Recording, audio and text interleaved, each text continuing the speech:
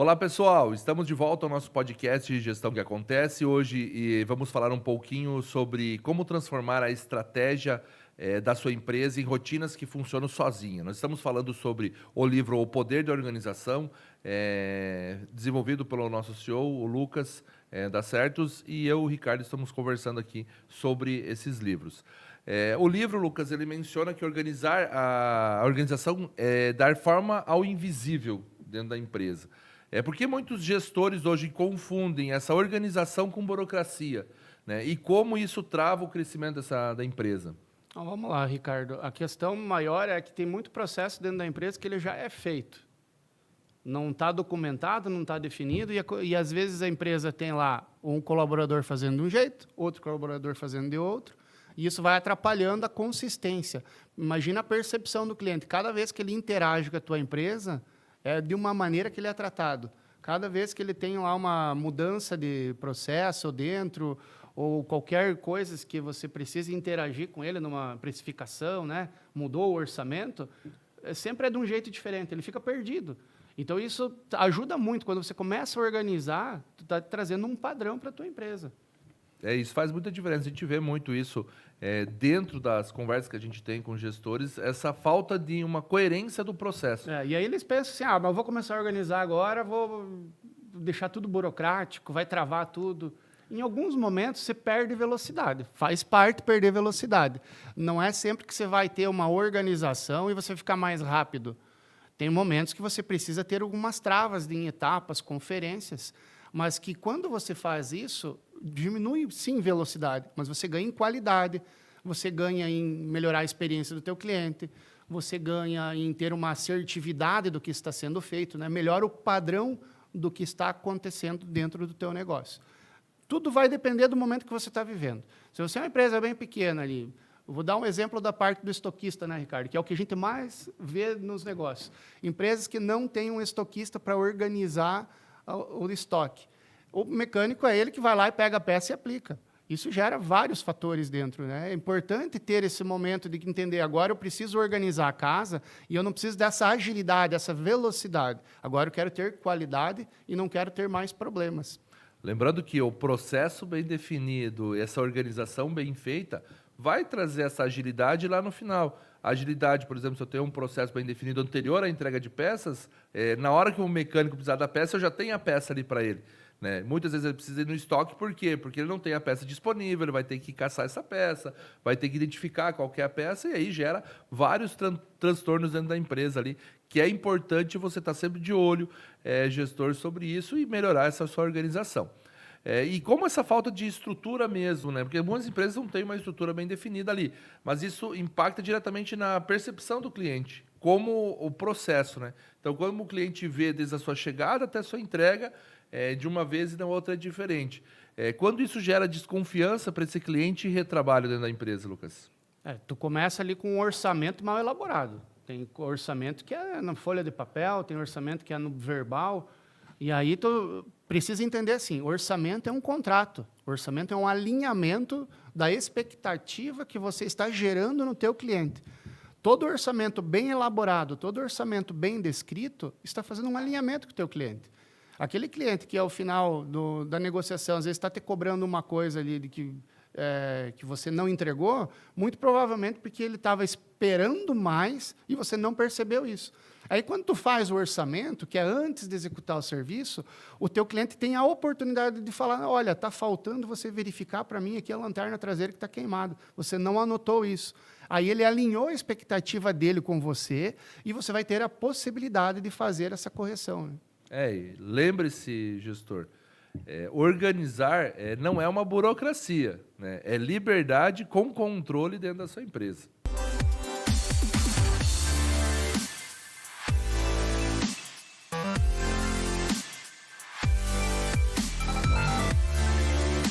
Continuando com o nosso podcast, Gestão que Acontece, agora a gente vai entender quais são os 4 colunas que seguram o teto hoje de uma gestão eficiente dentro da empresa.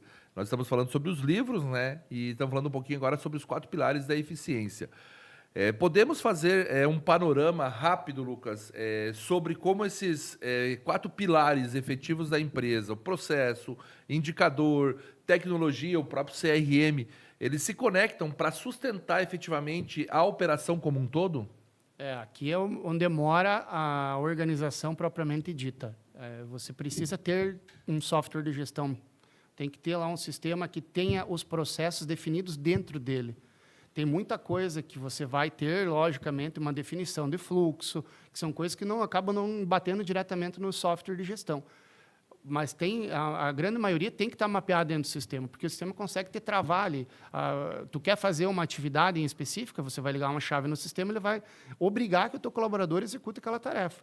Então, tu tem uma garantia de que aquilo está acontecendo consistentemente.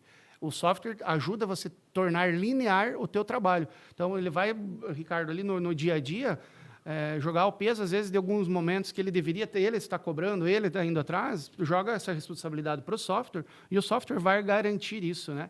Aí ele vai trabalhar muito mais no acompanhamento. É aquilo que a gente fala sobre processo, sobre toda essa questão e do quanto o sistema e o software pode auxiliar a empresa, né? Então, você tendo processos bem definidos, você tendo uma organização bem estruturada dentro da empresa, o software vai te ajudar ainda mais, né, a você ter esses resultados específicos dentro da empresa, né, a ter essa melhor visão sobre o todo. Ele vai te ajudar principalmente nessa cobrança, né, que hoje acaba sendo um gargalo. Nem sempre o gestor está em todos os locais da empresa, tem que ter a visão geral.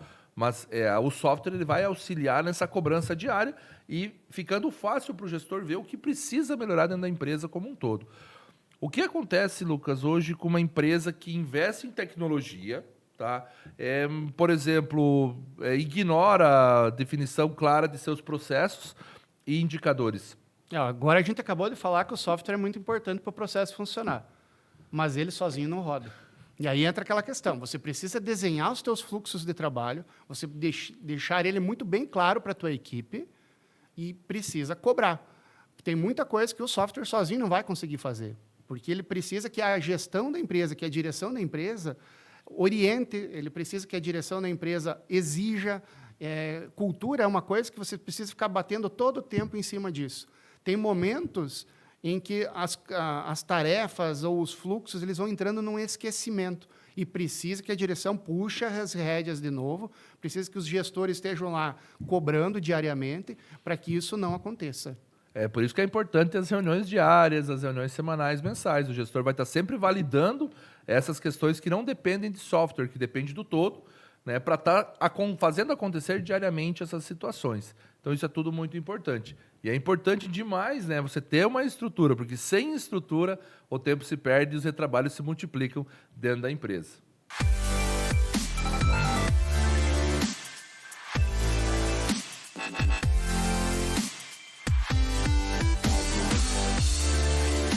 Vamos falar um pouquinho sobre previsibilidade e confiança. E para fechar esse nosso primeiro episódio, né, Lucas, sobre a gestão que acontece, sobre o livro, é essencial conectar o que acontece nos bastidores da empresa com o que o cliente enxerga. Então, é importante demais você trazer essa visão para o seu cliente. O conceito de previsibilidade ele é muito forte dentro do nosso método que a gente está oferecendo também para o nosso cliente. De que forma, Lucas, a organização interna da empresa transforma essa virtude, vamos dizer assim, em algo confiável para o cliente? A partir do momento que você tem tudo muito bem definido, o cliente começa a perceber lá.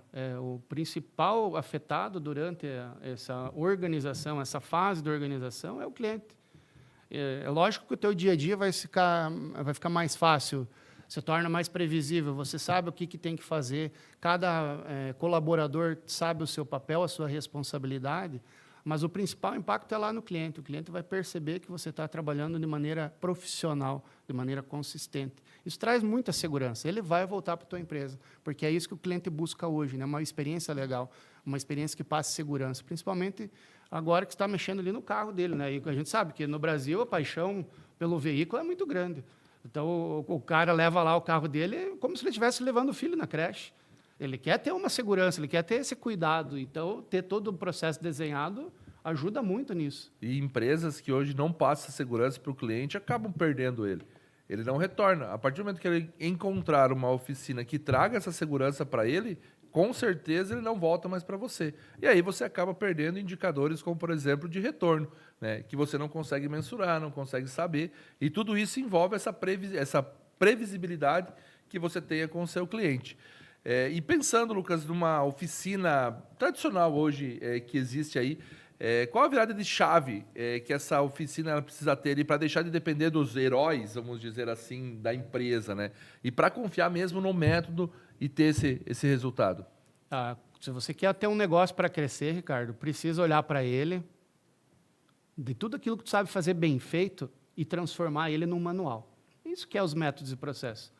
Então, se você sabe fazer muito bem feito uma tarefa, empresário, documenta isso, torna isso um manual, e isso aí você vai poder repassar para outros.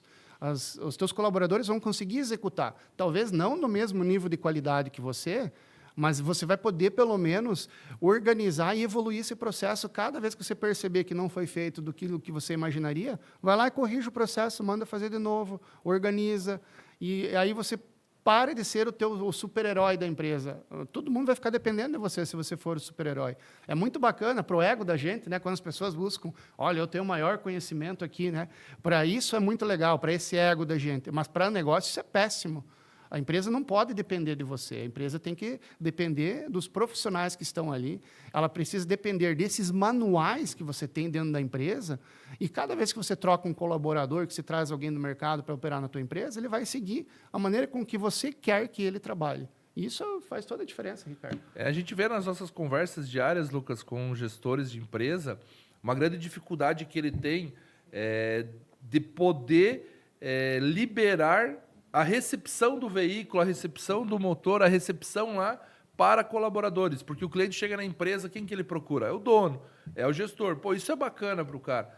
Mas a gente sempre fala assim, é uma questão de processo. Não deve ser você quem vai receber o cliente. Começa a tirar a tua sala lá de perto da recepção e vai para um canto. Não adianta você ficar querendo dar a cara sempre lá na frente, porque isso atrapalha um pouco. Até porque você vai gastar tempo com coisas que são desnecessárias dentro do processo. Você tem colaborador capacitado da empresa para fazer isso. Não precisa ser você. Você pode vir após já ter feito todo esse processo, conversar com o cliente. Ok, mas não ser Você vem fazendo uma validação. Foi bem atendido? Como que está teu carro aí? Você dá faz o social, né?